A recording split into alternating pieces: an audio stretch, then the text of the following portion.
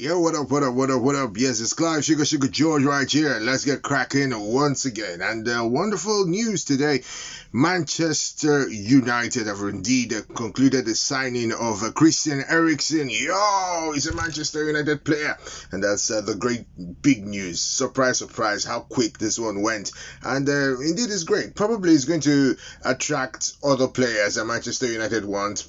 Maybe Frankie de Jong right now would have a rethink, in signing for Manchester United really quickly, because from experience, players are really attracted by, projects and how quick clubs begin to sign players, players of equal standing, or players who they believe would actually improve their own play, because one player needs to be good to help the other also bring out his own talent, and efforts will indeed be seen to push the team forward. Nobody wants to suffer. That's the biggest news today so far. But this could also trigger other transfers towards Manchester United, towards the rivals, because when one big rival is actually strengthening their squad, the others get uncomfortable and try to do something better. So congratulations to Manchester United. Now Christian Eriksen is on the wheel. What kind of wheel is it? Is it going to be a wheelbarrow wheel? And indeed, Clement Lenglet, will be completing his loan deal to Tottenham Hotspurs very, very soon from Barcelona. Barcelona would only be paying 15% of his salary, and Tottenham will have to pay the remainder 85% of it, because traditionally in most loan deals they share the salary of the player 50-50, but this time Barcelona do not really want any weight on them right about now. So Clement Lenglet's salary from Barcelona would just be 15% of it, and then Tottenham Hotspurs would pay the balance. Yes, and so from there we go on to what's happening in France. Remember the goalkeeper called Yann Sommer?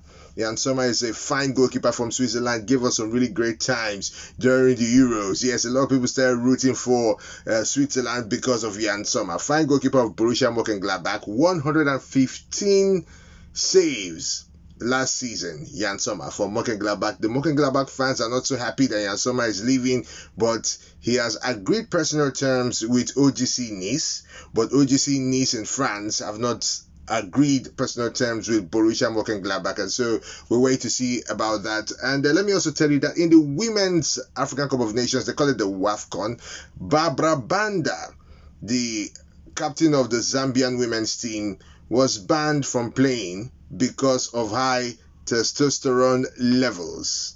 She's a very fantastic player. She was at the World Cup the last time, and she's one of Africa's best players. But they say she has high testosterone levels, and so that gives her undue advantage against other women. And there's so much hullabaloo about this out there in Zambia. They are tagging the CAF president. They want Nakam if they see him, and so it's all mad, really, really hot. Big news again today. Surprise, surprise. Not really very, very positive, but quite surprising. Isco of Real Madrid rejected a move to Roma today. He rejected a move to play under Jose Mourinho. Who knows why? Probably Isco is also seeing himself at the level of someone who should not play in the Europa League. Who knows? And then there's something happening in the Italian Serie A. There is a player called Agustin Alvare. That's the man that Sassuolo signed for 12 million euros. That is the highest amount that has been spent by a Serie A club in this transfer window so far. What they've been doing is getting players on loan, getting the best free transfers. That is what they've been doing. And so the COVID-19 hit Italy really bad. You remember, a lot of people got affected in Italy in the early stages of COVID-19, getting into Europe. But indeed, it seems that the Serie A has not really recovered from that. And so they're taking free transfers and spending very, very little. But they're taking some of the best players. And they are selling players from the Serie A for big money. PSG will be upping their bid for Skriniar of Inter Milan to 65 million euros.